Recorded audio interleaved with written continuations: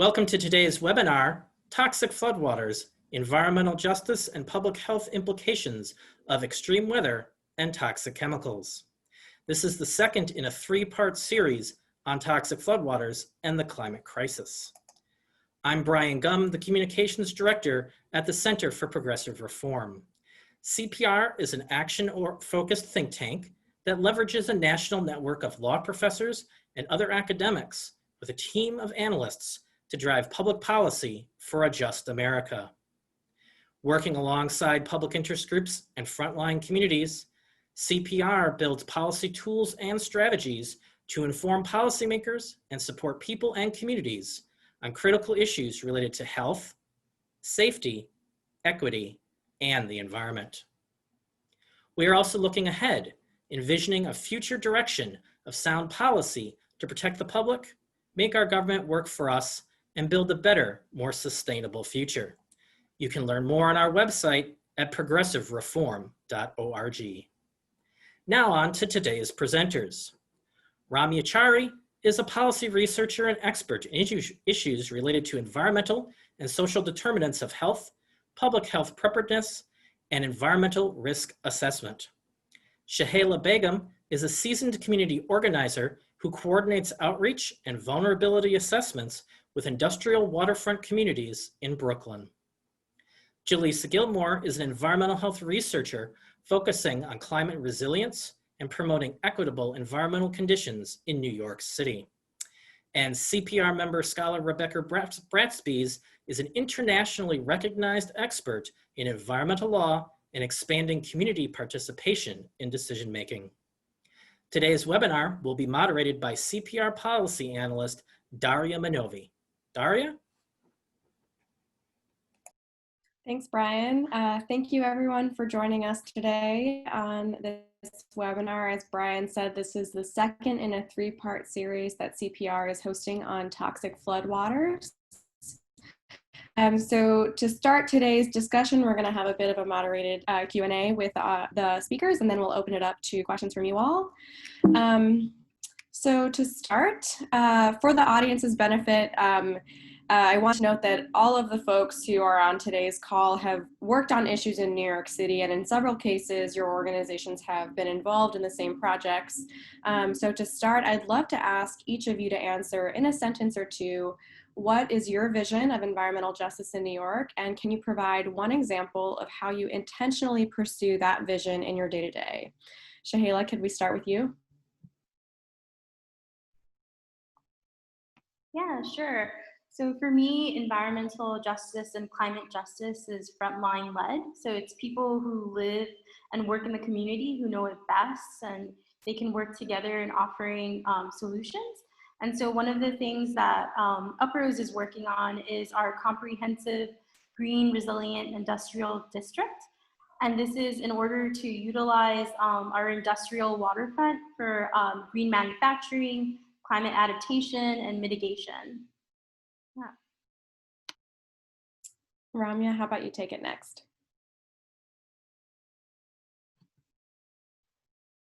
I think you're actually muted, Ramya. Okay, thank you. Can you hear me? Yep. Great. So honestly, I would say my vision of environmental justice in New York is heavily influenced by how the partners that I've been working with at Uprose and New York City Environmental Justice Alliance define or envision environmental justice. You know, as a researcher in this area, I very much see myself in more of a supporting role. And so, you know, my answer would simply repeat what Shahela said and also what Jaleesa is going to say. But I do want to know in reference to the second part of your question, how we pursue this vision in our work, that, you know, I also work with other community groups, particularly in the Gulf South, and looking across all of them, you know, I've seen that this vision of environmental justice, it might not be exactly the same in one community versus another community. And so, you know, how environmental justice, this idea of, you know, fair and meaningful involvement in the process of setting environmental policies or a fair distribution of burdens across groups, you know, how that's operationalized in different communities, like what fair involvement actually means, like that's going to be different. And so, one community might see justice as achieving a narrow objective, like, simply removing a polluting entity from the area. And another community might really see it in broader terms, like in New York, where it feels like they're trying to move the local economy away from extractive industries toward, green or renewable industries and tackle those root causes. So it all depends on the community. And so, just to sum up, I think the key is self-determination for every community to decide what justice is for them and to achieve it. And then as a researcher, I simply ask, what research do you need that I could actually do to achieve this vision? And then I try and work with communities to perform that research. Thank you. Julissa, do you want to take it next? Sure. And yeah, I'll give a little bit of background about the New York City Environmental Justice Alliance, or NYC'S, to answer that question. So NYC'S is a citywide network of 11 grassroots organizations from New York City's most environmentally overburdened communities. So areas that have dealt with a disproportionate siting of polluting infrastructure, including power plants, waste transfer stations, and a concentration of highways, as well as the lack of environmental amenities like green space. So NYC'S was founded by community-based organizations from low-income communities and communities of color to come together to advocate for solutions that remedy the long history of racist policies that contributed to these inequitable environmental conditions. And so really just every day we're pursuing this mission by working with our members to address these environmental injustices in their community. Thank you. Rebecca, you want to close us out? Yeah, well, I want to second Ramia's sense that as an academic, I am in a supporting role here, and that the communities speak for themselves about what environmental justice means. And my job is to figure out ways to amplify those voices and to work in support and solidarity of those agendas. One thing I will add that I particularly enjoy doing is with the environmental justice comic books that I've developed through the Center for Urban Environmental Reform, we work in a lot of New York City public schools to build the advocacy capacity and awareness of the next generation of environmental leaders in New York City, who are the children in the communities that are defining what environmental justice means. Thank you. To start off diving into this topic, Ramya, as a researcher, you really looked into this interaction between climate change and fugitive chemicals. As you mentioned, you're also working with communities in the Gulf. For those who might be new to this issue, could you give a brief overview of how climate change and extreme weather may contribute to chemical disasters? Sure, thank you, Daria. And so the how, like how climate change and extreme weather contribute, to me, it's pretty straightforward. It's the consequences and the solutions that are the complicated part of this issue. And so for coastal communities, one new reality of a changing climate is warmer ocean temperatures and rising sea levels, and this can increase the frequency of severe storms and severe weather events. And so these storms then interact with population-dense coastlines, which are also home to industrial activity, both very large and small. And so the result is a natural disaster that can then lead to a chemical disaster through facility damage, through storm surge, and through flooding. And we aren't, as I said, we aren't just talking about large industrial facilities, right? If we think about the amount of chemical products that people keep in their homes, often in like plastic jugs of like a simple screw-on cap, or the amount of chemical products that might be like in a big store like Home Depot. In a large storm event, these small industrial products, these consumer products, they can all be washed out of homes and businesses as well, in addition to having damage to a large industrial facility. And so it all adds up, essentially. Thank you. Could you, and I did a bunch of research on this topic a few months ago, sort of synthesizing some of the public health findings, and really found that it's really hard to predict how a specific chemical disaster can impact a community's health, because it depends on what chemicals are released and what mixture of chemicals, how and what form are they released. But I'm curious if you could share some details of how these events can impact people's health in the short and long term, and who is most impacted by these disasters. Yeah, you know, in a 1994 book, the sociologist Kai Erikson, he called these natural to technological or NATEC disasters a new species of trouble. And he said that they're different from just natural disasters, and that with these sorts of disasters, they are events that are characterized by a prolonged duration of impacts. There are identifiable parties to direct blame, and then there are uncertain health effects.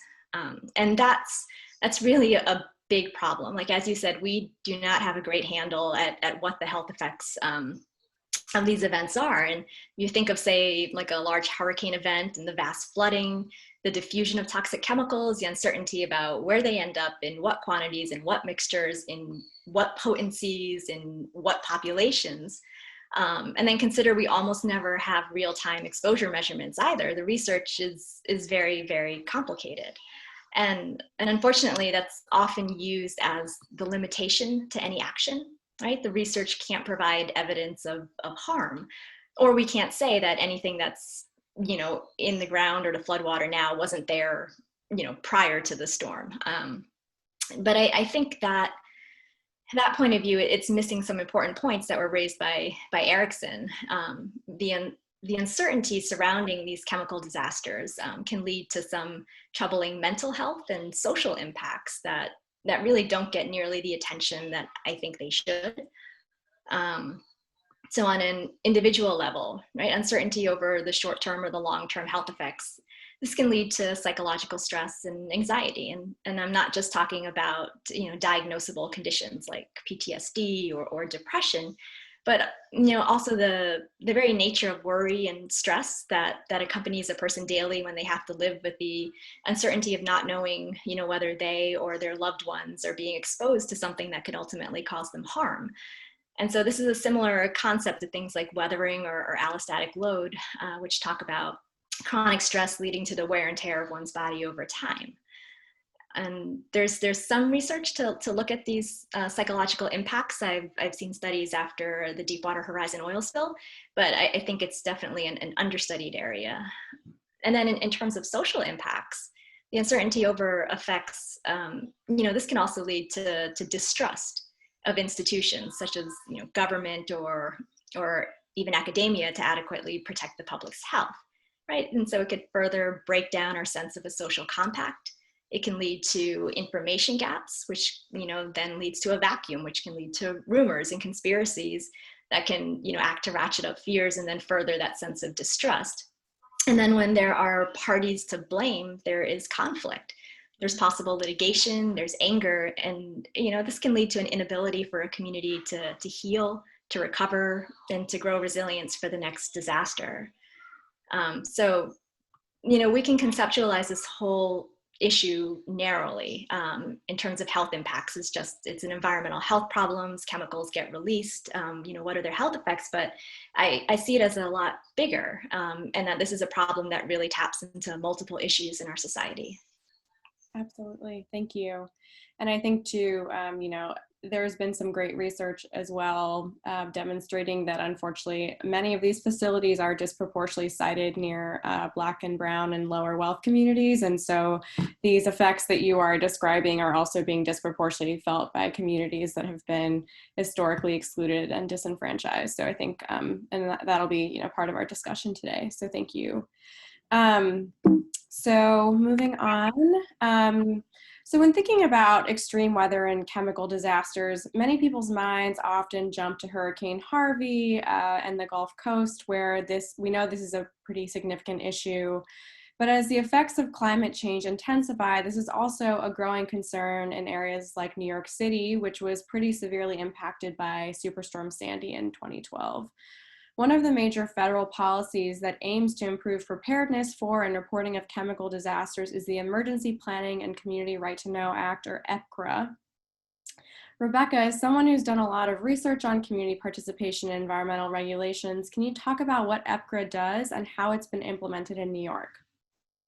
Sure, I'm glad to. And I'm going to start by taking us back in time to 1985, Bhopal, India, because US disaster regulation in general and EPCRA in particular has its roots in the disaster there. So in 1985, the Union Carbide plant in Bhopal released large quantities of methyl isocyanate gas.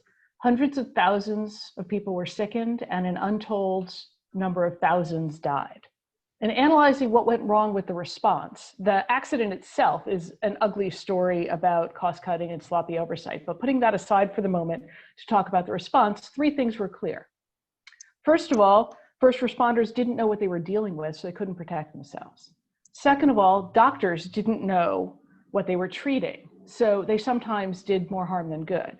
And three, the community had no idea it was living so close to hazardous substances and was unprepared for an emergency. In response, Congress passed EPCRA, and I'm going to ask you just to show the next slide, which just has some language of EPCRA on it. But I want to emphasize the EPCRA stands for Emergency Planning and Community Right to Know Act.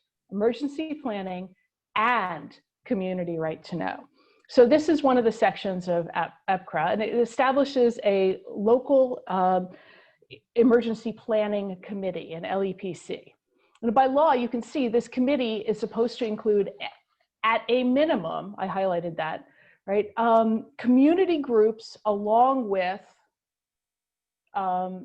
various government officials and environmental groups and media and elected officials. That seems pretty straightforward, I would think, right? This is a list of the kinds of people that are supposed to be appointed to this committee. That's not how it works in New York City. Because of New York's open meeting laws, the single annual meeting that the LEPC holds is videotaped. And in 2019, there were about a dozen people in attending, and the meeting was 20 minutes. Not a single person there was from the media, an environmental group, a civic association, a regulated entity, or a health profession. They were all city employees sent by their NYC agencies. Of the meeting, introductions and the readings of the minutes took up virtually the entire meeting. So I asked, who are the members of the LEPC? What I got was an official response with a list of about 29 or 30 agencies, and was told that the notice of the annual meeting was sent to the media and community groups by External Affairs. Turned out what that actually meant when I inquired further was that it was sent to the borough president of each borough, and that's it, which is flatly contrary to what the law requires. The point of having an LEPC is to bring these listed groups together and to build the lines of communication and cooperation around issues of disaster planning. New York doesn't do that. So we have EP, but not CRA. And if you could just show the next slide. This is one of the major components of what Community Right to Know involves in New York City. It requires that the Department of Environmental Protection compile a citywide facility inventory database for hazardous substances.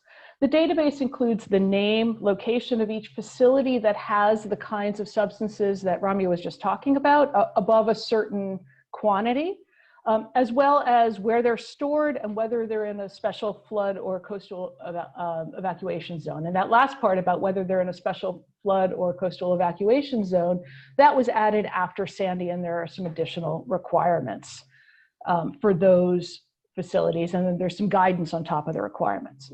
But again, I want to direct your attention to the CRA part of it, the part of the local law that requires that this inventory be open for public inspection.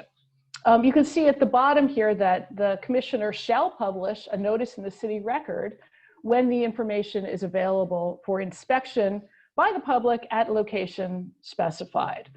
There's no publication in the city register. There's no public place open during the normal working hours that the public can see this information. In fact, DEP refuses to release any of this information without a FOIL, and I have yet to hear of anybody successfully getting information with a FOIA request. EP, but not CRA. So why does this matter? EPCRA was designed to include communities in the process of identifying disaster threats as well as planning for them. Communities have local expert knowledge that the city doesn't have access to. Without tapping into that knowledge, any emergency response plans will be incomplete, and any identification of what the threats are will be incomplete. And this matters all the more because, as you said, Daria, it is environmental justice communities. It is Black and brown communities. It is poor communities already overburdened by polluting industry who are going to be at the front lines of any disaster. These communities are neglected by the city in terms of investment in infrastructure, hospitals, fire departments, as well as in enforcement of permit conditions designed to protect public health. And they're facing pollution loads that make them more vulnerable. And we saw COVID-19 is the clearest example I can imagine of that. These communities, especially communities most at risk, have a clear legal right to know what they're dealing with, the risks that they're facing. And you're going to hear, I think, from my co-panelists about some of the amazing things that New York City communities are doing without access to this information. Imagine what we could do if we were all working together. Right? New York City obviously has emergency planning, but because they don't embrace the CRA part of EPCRA, we're so far from where we need to be. And just one more quick slide, then I'm going to end. I want to show you what information the city does provide. Another part of the administrative code requires DEP to produce this annual report. It summarizes the information in the citywide facility inventory database, and this is freely available. But whether it's a good summary, whether it's an accurate summary, I can't say, nobody can say, because we can't see the underlying data, even though by law it is required to be released. And the information in this summary is summarized by community board. It's interesting, but community boards are relatively large, including multiple neighborhoods, and they don't give the kind of granular information that would allow residents to have actionable information about the hazards they might want to prepare for in an emergency. And that's exactly what EPCRA was intended to do. It was exactly intended to allow individuals to know what risks they face so that they could plan individually and in community with the government officials who are supposed to be protecting them. And I find this personally very frustrating, and it's something I've been sort of trying to get some attention to. So thank you for the opportunity to share it with you. Thank you. So as Rebecca alluded to, there are several community groups that are working to address these gaps in information and assessing vulnerability to communities. So Jaleesa, in 2010, the New York City Environmental Justice Alliance launched the Waterfront Justice Project. Could you talk about why this project was started and what it aims to achieve?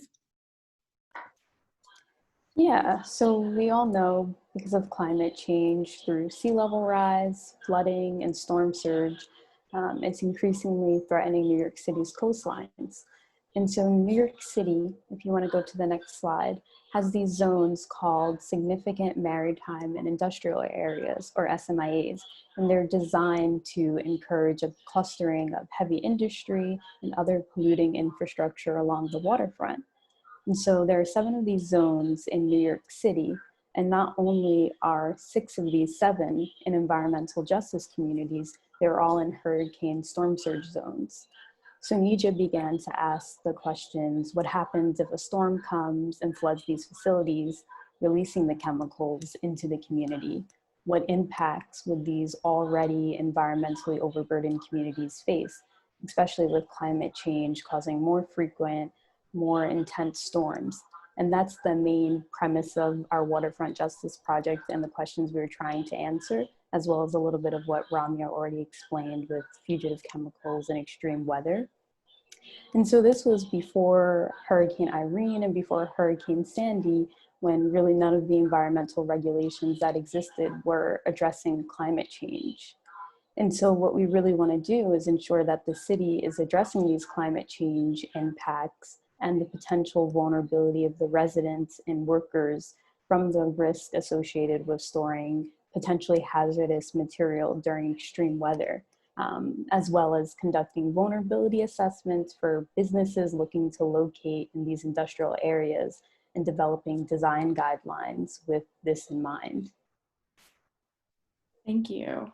And for folks who are interested in checking out this tool, over here is a screenshot from the tool, just one of the SMIAs that Jaleesa spoke about. And I believe there's a link to this map in the chat as well, if you want to check it out. So zooming into one of those areas, a few years ago, RAND, which Ramya represents, NYC'S, which Jaleesa represents, and UPROSE, which Shahela represents, formed a community academic partnership called the Grassroots Research to Action in Sunset Park, or GRASP. Shahela, can you tell us what's happening in Sunset Park in Brooklyn and why this partnership was forged? Yeah, so it was initially created in the aftermath of Superstorm Sandy in 2012, and the team wanted to focus on the risk that recovery workers might have faced as a result of the chemicals being released due to the flooding along the waterfront. And the project provided recommendations on how to reduce that risk of exposure on future recovery efforts. So I wasn't here for that portion of it, and Ramya and Jaleesa, feel free to chime in. But right now, what we're kind of focusing on is our project called Birch, which is called Business Innovations for Resilience and Community Health. And so basically, we did a cataloging of all the. If you want to maybe show the next slide. We did a cataloging of all the chemical intensive businesses in Sunset Park. And so from along the Prospect Expressway to 65th Street along the waterfront, we have 90 auto shops within that area. And so with these auto shops, a lot of them are participating in surveys regarding the perception of sea level rise, what they would do in cases of storm surge, and we're getting an inventory of what kind of chemicals they have. So that way we can try to develop a toolkit to better prepare them for chemical releases and storm surge. So we're at that point with this project. Very exciting, because I don't think anything like this has been done before in other parts of the nation. Jaleesa or Ramya, do you have anything to add about sort of the underpinnings of the GRASP group and what you guys are working on? Sure. I was there at the genesis of it. So, after Superstorm Sandy, the group really came together. I saw a press release by the New York City Environmental Justice Alliance, talking about all the concerns that Jaleesa pretty much laid forth, and so I reached out and said, hey, I do risk assessment. Is there any way we can work together? And after a long period of getting to know each other and I think building trust, we ended up getting a cooperative agreement from the National Institute for Occupational Safety and Health. And the idea behind it is was basically to go through and learn for ourselves all the problems that Rebecca just laid out with community right to know and trying to figure out what information was available in a community when you are really trying to understand what your risks are to chemical hazards. And so we didn't have enough funds to say go out and do environmental monitoring, and there was no point, because it was, by the time we got funded, it was long after Sandy. And so the idea is, well, what could we do? What information could we find? What tools could we provide communities, not just Sunset Park, but then, that could be translated to communities elsewhere who might also be lacking information. And so, we, as Shahela said, we developed a community chemical inventory, identifying over 2,000 source points and 800 unique chemical hazards in the Sunset Park industrial waterfront area. And that was simply from, some of the sources that Rebecca talked about. We developed what we call activity profiles. So these are exposure profiles of people engaged in cleanup and recovery work. It was a way to group together different actions that could lead to similar exposures that could then be used in exposure models. And I just want to add, we have one more partner as part of GRASP. It's the Lifeline group, which is a small exposure and risk modeling group, which did a lot of that modeling work. And, you know, overall, we found that, you know, simple protective measures, you know, wearing masks, wearing high boots, impermeable gloves could reduce exposures, you know, by greater than 50%. And so this was more geared towards just community volunteers, you know, people cleaning out their homes, you know, not just the recovery workers who already have protective equipment. And, you know, and from there, from developing the community chemical inventory, as Shahila mentioned, that's when we saw, you know, the vast number of auto shops that were in the area, and why we decided then to dig deeper and really focus on this issue of small business resilience. Rebecca, did you have anything to add? I just wanted to add, now imagine what they could do if the city were holding up its end of the Community Right to Know Act and we didn't have to recreate the wheel. Imagine what a true partnership between the frontline communities and the city could achieve. Yep. Thank you. And Ramya, just going back to that point about risk assessment and sort of accounting for what chemicals, I'm curious if there were any specific takeaways that you all learned from that environmental monitoring that you were doing in the community. Or the modeling? Yes. I mean, essentially, I think the biggest things that we learned is essentially putting together a system to do this type of work in a way. And so from the vast majority of chemical hazards and sources that we identified, the next step was to think, well, how does a community use this information? And there could be many different ways to use it. For the purposes of our project, we were funded to look at recovery workers. And so, you know, that's where we went. Well, how do we better protect recovery workers in the future? Or people cleaning up their homes? How can we use this information to give tips and tools about, you know, what you do to protect yourselves, or even to know that you should be protecting yourself when you're engaged in this sort of work? Because, you know, people just kind of go out, right, and you know, maybe sweep up their yards or haul junk away and really don't give a thought that they could be exposing themselves. And so from this work, it was like UpRose developed these infographics just as an educational campaign to know, like, hey, here are these different chemical exposures that you could come into contact with, because this is the, you know, type of neighborhood we're living in, the type of issues that can occur. And so really, you know, think about how you might want to protect yourselves. Thank you.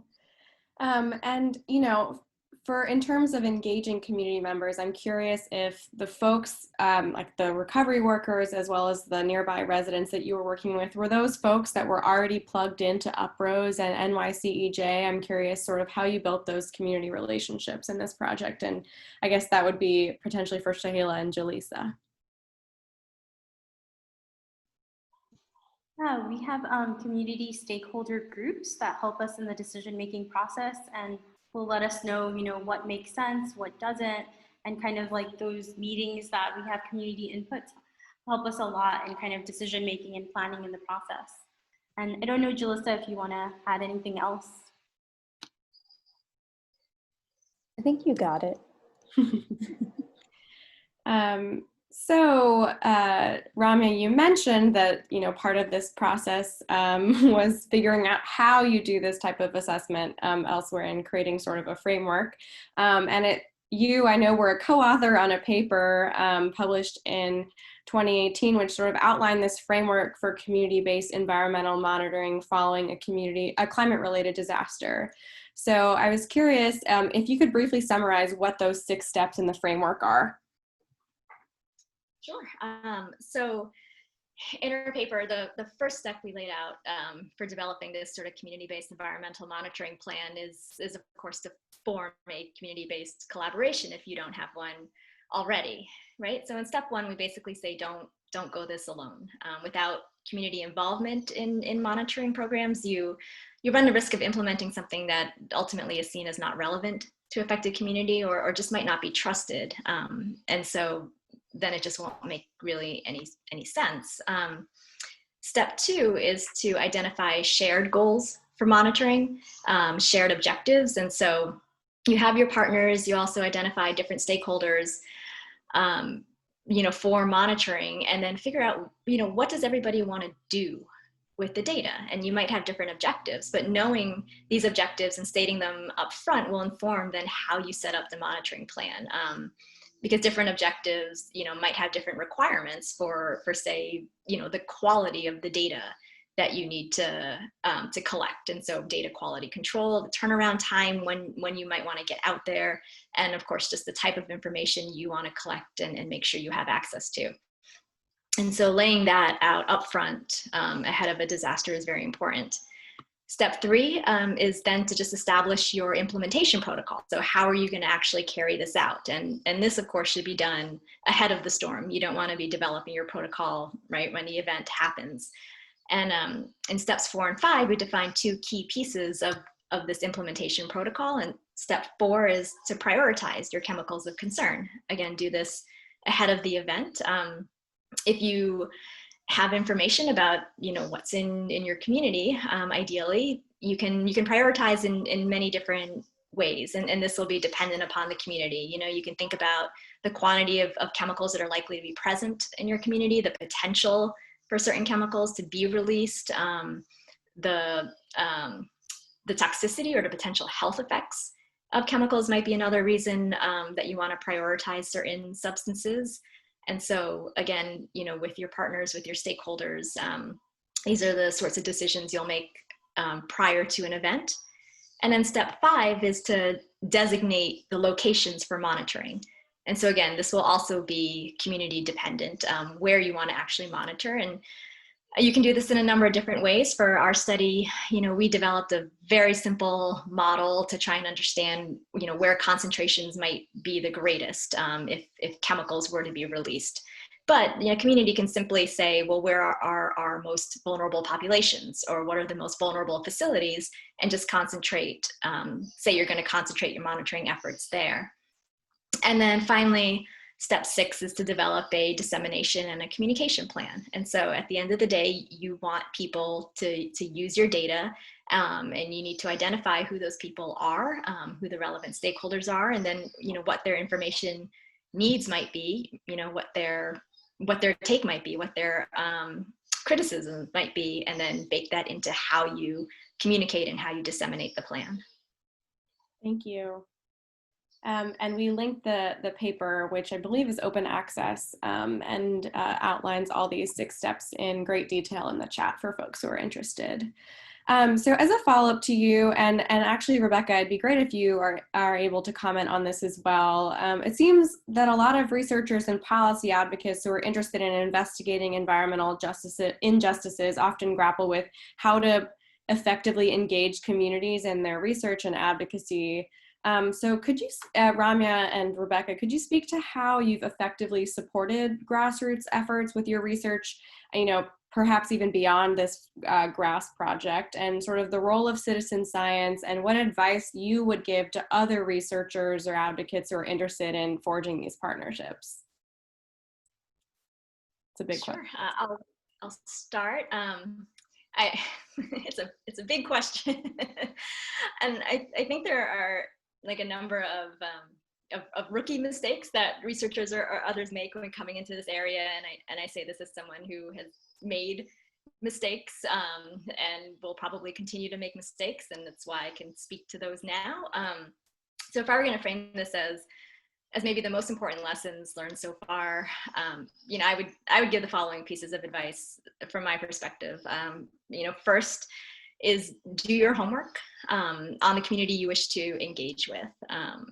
And there's actually the potential for you to do harm instead of good, even if you have the best of intentions. And I think this is particularly the case if you're part of a large institution that can bring a lot of resources into a community group or into an area. And so, if you don't do your research, and you go into a community without knowing much about the local players or what's actually happening on the ground, you might effectively displace really great work that's going on and disrupt grassroots efforts. And so, I would say, like, always do your research before going into any community. If you're not invited, even if you are invited, it's always good to know the lay of the land. Second, I think this goes without saying, be patient. You can't go into this kind of work expecting that the research needs are just going to lead the way and you can kind of ride along with it. You have to build the relationships, the partnerships, and the trust. And, you can do this through the work, but it could take several years, many, many conversations. And the partnership in the end, I think, will be stronger for it. You get the chance to build, the goodwill or political capital that you can then rely on when you inevitably, have any conflicts, like big or small. Third, I would say decide if this is really what you want to be doing and what your own personal goals are, your own personal career goals as well, because this research is not easy, I have found, particularly, coming from an academic orientation. There are a lot of institutional barriers to doing this type of work in what I would say the right way. And I think it's perfectly okay to do research in other ways that can still support environmental justice. But when you are actively working with community groups, I think doing this wrong has so many negative consequences that people really shouldn't enter into it lightly. Doing it wrong can lead to community groups becoming disillusioned with academic institutions, becoming distrustful, feeling used, betrayed or abandoned, and this just hurts everyone. Fourth, I would say consider procedural justice, not just distributive justice in your aims. So distributive justice, I think, is what a lot of people focus on, which is, kind of fair outcomes, meaningful and fair outcomes. But procedural justice is that fair and meaningful involvement in the research process and in the structure. And so, and this is, again, very difficult because there's a lot of institutional barriers. If you are going to say your partners are co-creators or co-leaders or have equal say in decision making, then maybe you should make sure the funding structure reflects that. And this is something that I wish people talked about more, because like I struggle with it, like how much actual power and resources are large research institutions actually sharing with their smaller partners? How do you make this work? How do you ensure equity in that split? And then, finally, I would say listen, respect, and learn. Humility is key. Flexibility is key. A willingness to cede control is often key. And so it's not for everyone. But one of our partners from the Lifeline group, Chris Chasen, she calls this science as service. And I think about that a lot, whether that idea calls for a different way of thinking about your research, as compared to, say, science for the pursuit of knowledge. I don't know, but I know when I think of it as that way, like science as service, that I put myself in a different frame of mind in how I do this work. So that's my general take now. You can ask me in 5 years. No, I probably have different things to say. No, that was, I think, really helpful. And I'm sure a lot of the researchers in this on this webinar might find your tips to be very helpful. I'm curious, Rebecca, if you had anything to add, especially coming from a legal perspective, different type of research. Yeah, I agree wholeheartedly with what we just heard. I think, lawyers have a tendency to self-aggrandize and to think that we're going to solve people's problems, and that's not how to do this. You can lawyer alongside communities, but you are not, this is not, you can't claim this problem, you can't decide what the solution to whatever the problem is. It has to be a process of listening to what your community partners care about and want to have happen, and then helping them articulate that within a legal framework.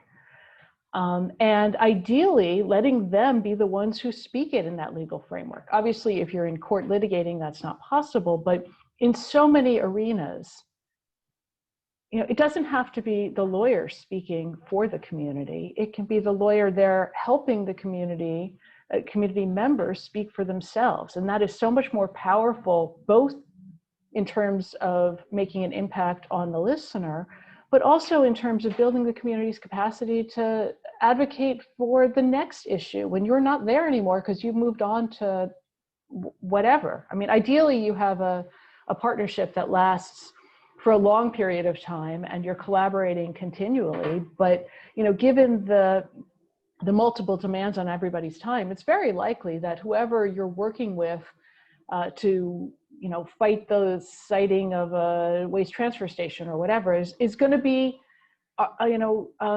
advocating without you on another issue. And to the extent that what a lawyer can do is build their skills so that they're better at advocating within legal arenas, you've sort of built that community's capacity to achieve things going forward. And that's an incredible thing.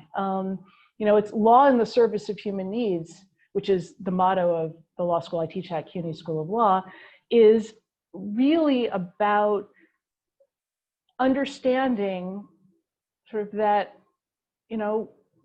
people with degrees are not the only ones who have things to say worth hearing. It's about recognizing that change comes from the ground up, not the top down, and that a little humility goes a long way, and recognizing not only what you bring to the table, but what you don't, and what other people bring to the table, and respecting and valuing those contributions equally.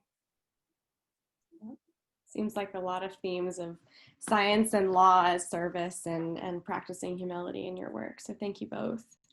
And for folks who are posting questions in the Q&A, just know this webinar is going to 3:15 p.m. Eastern, so that we have more time for getting to your questions. So keep throwing them in there, and then we'll get to your questions shortly. So next, so on the flip side, Jaleesa, being part of an organization that represents grassroots organizations in New York City, how can academic institutions and researchers most effectively support your efforts? So if there's anything that you have to add to what Ramya and Rebecca said, being on the other side of that partnership.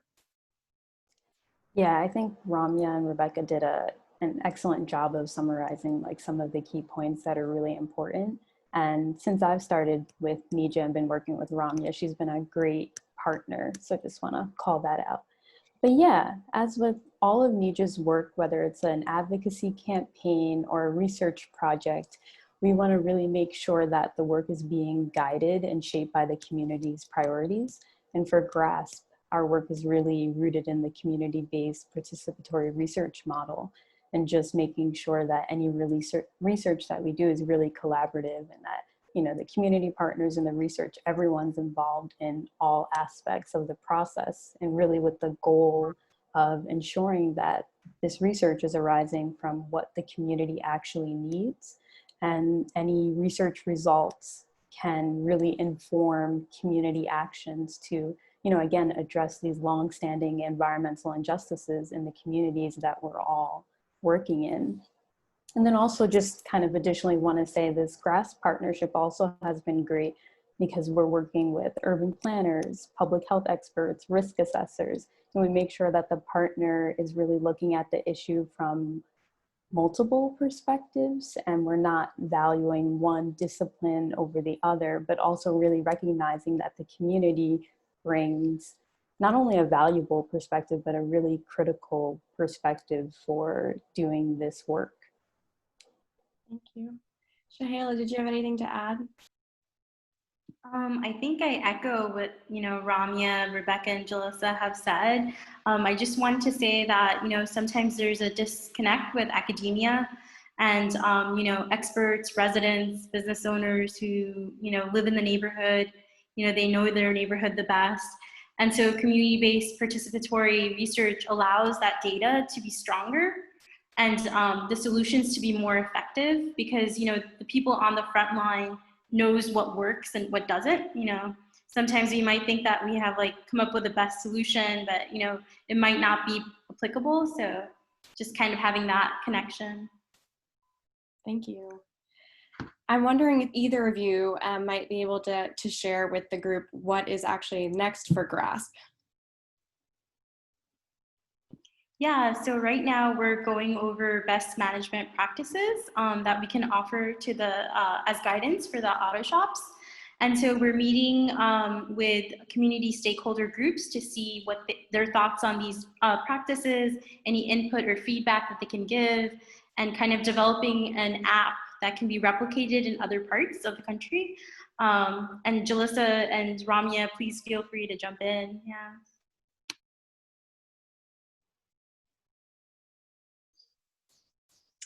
Yeah, I'll just add, I think, Shahela, you mentioned early on UPROS's big project now of the GRID, the Green Resilient Industrial District, you know, which is, I think, a fabulous idea that, you know, we would love to try and make actually achievable. And so that's another big item on the agenda for understanding, you know, what are the research needs for supporting the development of a green resilient industrial district, and how can we best help? Thank you. All right, well, let's see, we've got two more questions before we go to our Q&A. So I think, you know, from my interpretation, it seems that New York City and even the state is an area where grassroots groups appear to be particularly successful in driving the environmental policy agenda. Two examples being New York City's environmental justice laws, which were enacted in 2017, as well as the state's Climate Leadership and Community Protection Act. Rebecca, having served on advisory committees for some of these efforts, could you speak to how these bills have and will increase community involvement in city and state environmental decision-making? Well, first let me say that these were hard-fought victories. It took a long time, it took a lot of work, and it took people voting.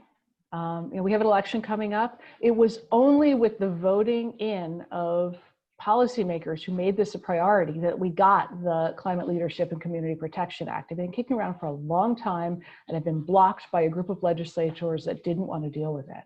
So the most important thing to having sort of legislation that responds to the needs of environmental justice communities, or any communities, is people need to vote, and they need to make their voices heard. And then once they voted, they need to bother the people that they've elected, be in constant contact, tell them what your priorities are, make them pay attention to your priorities. I'm cautiously optimistic that these laws will create more space for environmental justice to be a priority in New York City and New York State. The city laws are, you know, we're in the process of coming up with what the scoping is going to be for the environmental justice study that New York City is going to do to identify what are the barriers to achieving environmental justice. How do city policies prevent the city from seeing environmental justice issues, and how can we change those policies to facilitate the recognition of, identification of, and resolution of various environmental justice concerns. You know, I'm cautiously optimistic. The CLCPA, you know, it's got a great advisory committee, and you know, people from UPROS and from NEJAC were deeply involved in crafting the law, getting it passed. Same thing for the citywide stuff. And that, I think, is what makes it so powerful, is that this is coming from the people of New York City and New York State to their legislators, as this is how we as a society want to proceed. And that power, this is not, you know, three men in a room said, oh, we're going to do this. This is coming from the communities to the legislature, and that makes me optimistic. Thanks. Jalissa and Shahil, I know your organizations have also been involved in policy advocacy. Do you have anything to add? Yeah, so I think in general, the environmental justice movement in New York has been able to really build power over the past few decades and has allowed us to formalize our input into government decision-making processes. So for example, New York Renews was responsible for the CLCPA, or Climate Leadership and Community Protection Act. And NYC'S, being a member of the steering committee, worked to ensure that environmental justice and equity principles were incorporated into the law. So, such as the CLCPA mandate that 35% of benefits from clean energy spending will go to historically disadvantaged communities. And so now NYC'S and UPROSE are part of the Climate Justice Working Group, which is responsible for creating the environmental justice screening tool that decides what is an environmental justice community. And that determines where those 35% benefits which communities will get those benefits. So yeah, it's really been important, just, coalition building and being involved in pushing this legislation forward. Yeah, I just want to reiterate kind of what Rebecca and Jalissa said, that definitely, these are advisory groups coming from, environmental justice communities statewide. And recently a DEMO study found that as many as 220,000 new green climate jobs can be created under this act. So this is great for Sunset Park in Brooklyn in particular, because, we're pushing for the grid and climate adaptation. So this is, giving jobs to these communities, and we want to keep those jobs for, New York City. So yeah, just kind of wanted to reiterate what both of you said. Thank you. To wrap up our discussion for today, and going back to this issue of extreme weather and chemical disasters that we started with, while data indicates that these releases are becoming more frequent, little has changed at the federal level to protect communities from harm. It seems that the city and the state has taken some steps, but I would love if each of you could, in 1 or 2 sentences, share what you think the city or the state could do to elevate the voices of people who are impacted by these disasters and ensure these facilities are adequately prepared for extreme weather. Maybe we can do the same order as we started with. So Shahela, Ramya, Jalissa, and then Rebecca. Yeah, I think, kind of like what all the other panelists said today, having community-based organizations, residents, business owners at the table, there is a disconnect of that. There needs to be more of a sense of listening to the priorities and threats that these communities are facing, and having them part of the decision-making process. And there needs to also be more resources for climate adaptation and mitigation, and creating an industrial waterfront that's more resilient to storm surge. And yeah, and I'll pass it to, I think, Jalissa. Sure, yeah. So I think our GRASP partnership has shown that we can really use research to elevate the voices of the community and understand what is happening at the community level. And so I think one thing that New York City can do, and I think Rebecca kind of talked about this a little bit more in detail, but really give us access to the information about where these chemicals are stored on the waterfront, and what chemicals, so that we can better characterize the risk along the waterfront and develop solutions for the communities to prepare for these extreme weather events. So I'll pass it to Ramya. So just generally, I would say, think long term, like agree on a shared vision for the community, and then also plan for unintended consequences. It does a community no good to remove environmental harms, but then have, say, people be forced to move out of their homes because of gentrification. I would also say when using research to support decisions, evaluate the research inputs, evaluate the models that you use. You want to know that the research is representative of the communities that will be most affected by policies, because many times research is not. And that brings to question how evidence-based these policies might be. And so even in the research that underlies these policies, make note of the voices that might be left out.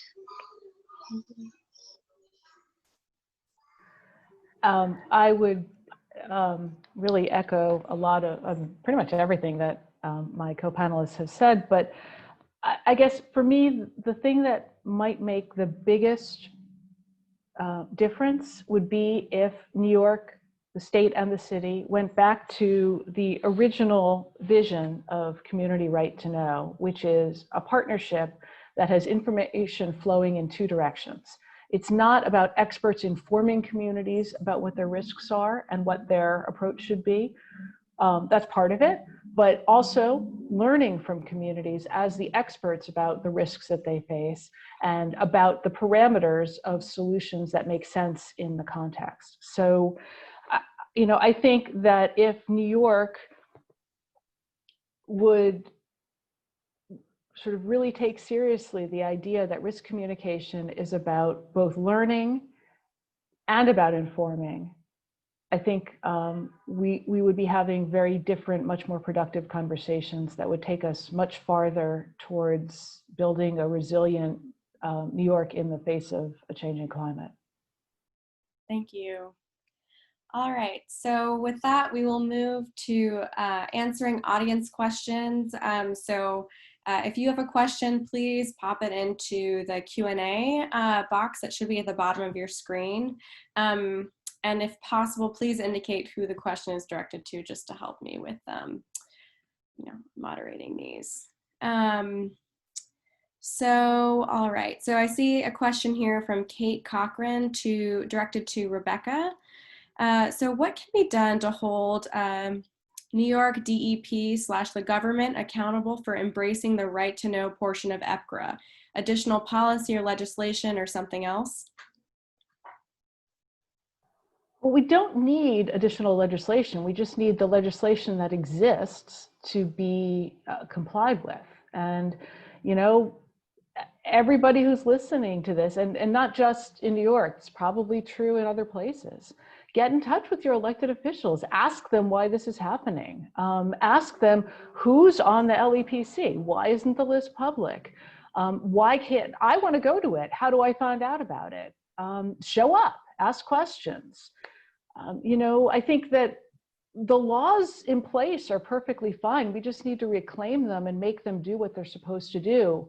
And, I don't think it's invidious necessarily that we've wound up where we are. It's just much easier for the city to just have this be an internal discussion. It's more efficient, it's easier. You don't have to deal with the messy, concerns that people have about what's going on in their communities. And then you can just roll out an answer.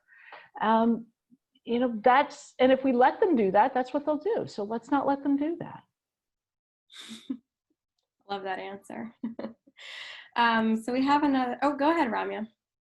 Yeah, I wanted to add, as part of our research, NIJO went to the New York Department of Environmental Protection, requesting data on chemical hazards in certain facilities at a more granular level of detail that was provided in the forms. And the challenge that we ran up against was essentially that New York was able to say that security concerns, national security concerns, really they would love to release the data, but because of national security concerns, they really had reservations about giving it to a community group or to anybody, really. And so, we ended up going to New Jersey and asking them for data on similar facilities, and they ended up giving it to us. And so we use that as surrogate data, but just wanted to note that might be a challenge. I don't know how to get beyond that issue of national security in a way. And can I just add that, in Texas in particular, after Harvey, right, that was the excuse for not releasing any information. And, that's illegal. That's not what the law says. Yes, it's a concern. And, in certain contexts, it certainly is a concern, but there are ways to meet that. There are ways to get the information that communities need while not jeopardizing national security. It's just a matter of creative people being willing to do it as opposed to just saying no, which is easier. And then nobody challenging them. Thank you both. So Shahela, one attendee is asking you, what are some concerns and challenges working with community and small businesses on climate change issues? Yeah, that's a great question. I think one of the issues that we faced is language. So a lot of the times when you use very technical words or, you kind of mention climate change, it throws people off, like, whether they believe in it or not, or whether it's too political for them. So I think language and kind of using words that like they can relate to, and just like keeping it at a level where it's like the communication is very transparent. That's like one of the issues that we faced. And the other is basically just building trust, because, most communities of color, they're either undocumented or, are worried about anything that they might be doing, or the city might be coming after them. So just kind of building trust to have them participate with us in this project. I think those are like mostly two of the main concerns that we face. Thank you. Jaleesa, I don't know if you had anything to add to that too in your experience. I know you guys are sort of representing several groups. Yeah, I think Shahila summed it up, but I think this climate change issue is also a thing, like being able to communicate that with the community without a way of like scaring people and making it seem like, oh my gosh, climate change. But at the same time, it is like, oh my gosh, climate change, but really communicating in a way that we're making progress and, getting at the underlying issue rather than just, scaring people about climate change. So we have a question from Michelle. She says, I'm in Durham, North Carolina. What are your thoughts on implementing this model for community engagement for other toxins, such as hog waste after hurricanes or coal ash? Ramya, I'm not sure if you maybe wanted to take that one as a start. Yeah, I think absolutely. We saw this after, what was it, Hurricane Florence, that the same kinds of challenges that Sunset Park has, was what parts of North Carolina were facing, but just with different sources, possibly different chemicals. And so I think the overall framework, which really follows a risk assessment framework, what are the chemical hazards in your community, and then all the associated information you could find with it, like how is it stored, where is it, like what is the potential for release, how vulnerable is it to release. That is really just the first part of understanding the chemicals in your community. And then, the next step is really trying to, model out or understand how these chemicals could get out, where they could go.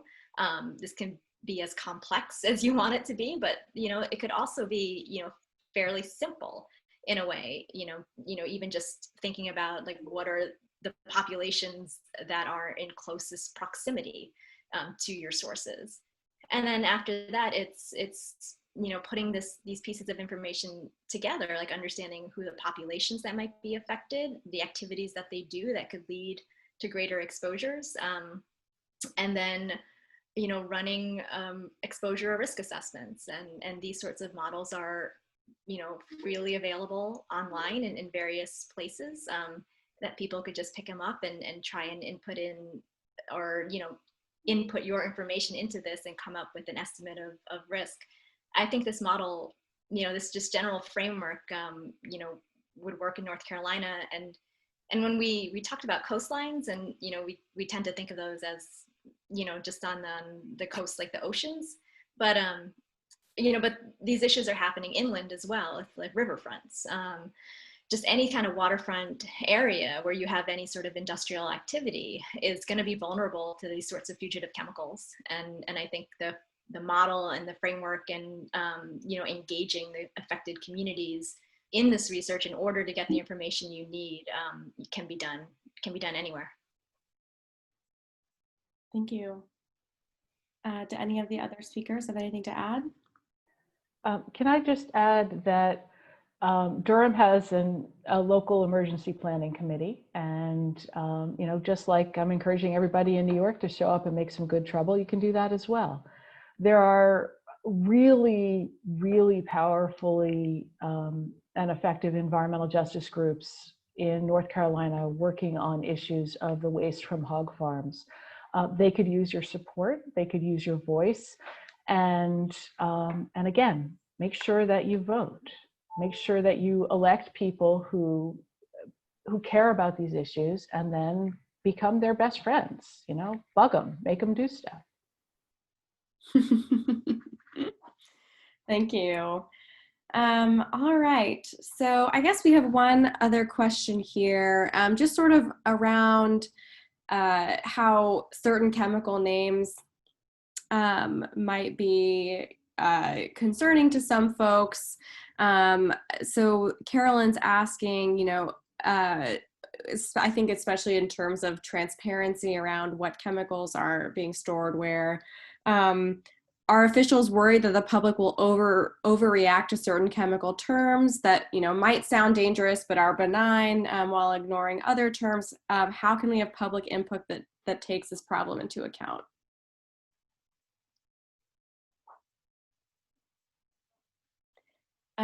I'm not sure if anyone has a specific answer to that one, though. I think this might also be sort of another issue around labeling and sort of the terms that we use for specific chemicals. Not sure if anyone has a comment on that.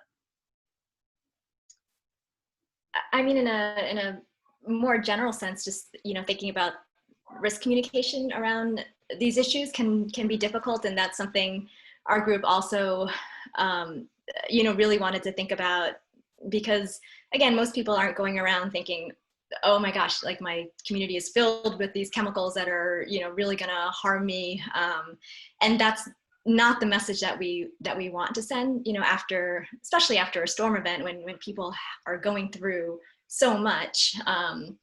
You know, to then have these outsized fears and worries about these chemical hazards is not something that we want to put on them. At the same time, it's you know, we don't want to say that these are not threats as well. And so it's kind of like trying to thread this needle, right? And how we talk about it in a way that is not alarming, but that also is educational. And at least at the end of the day, I think when you can talk about this and give somebody like a tool or an action that they can take, it is much better than just giving information and then kind of leaving them on their own. Like, well, there's nothing we can do about it, and, you know, sorry, but now you know. And so that's why, you know, we really tried to say, you know, at least with the NIOSH work, you know, here's the protective, like wear masks, wear gloves, like wear boots. These are the sorts of things that you can do. And, you know, and then the more, you know, folks who get that message, then at least, you know, at least it's something. But risk communication, I think is always a challenge for this type of issue. Yeah, Ramya, I think that's a great point. I think just saying that the community already kind of had concerns around like the floodwater and what potentially could be in that. So I think part of our partnership is understanding that ourselves, so then that we can communicate it with the community and then do all that other stuff that Ramya just mentioned too. But yeah, to be transparent about, you know, what's happening in the communities is important. Thank you. So I think that's about all the time we have for questions from the audience. Just to wrap up, thank you everyone for joining us today. If you're interested in this topic, our third webinar in our 3-part series is going to be in November, and we'll look at novel litigation and regulatory strategies to prevent toxic floodwaters. That email announcement is going out soon. And we just ask if you can please complete the survey on your way out of the webinar, and feel free to contact us if you have any questions or want to follow up with the speaker. So thank you everyone for joining us today, and hope you have a wonderful rest of your day. Bye. Thank you. Bye. Bye. Thank you.